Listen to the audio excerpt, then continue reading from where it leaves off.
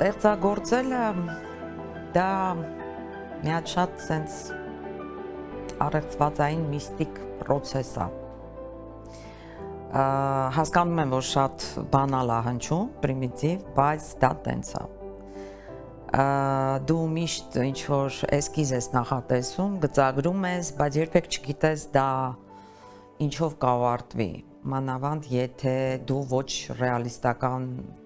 ոճի մեջ ես աշխատում։ Դու նախատեսում ես մի բան, բայց աշխատելու ընթացքում կտավը քեզ հուշում է, կտավը քեզ ասում է, որտեղ ինչ է պետք անել ու դա գալիս է մի քիչ էլ քո պրոֆեսիոնալիզմից, եթե դու արդեն ահագին երկար ես աշխատում արվեստի մեջ ու ստեղծագործել ես երկար տարիներ, ինքը քեզ սենց կանչում է, հուշում է ու իմ համար շատ կարևոր է մաքսիմալ ներթափանցել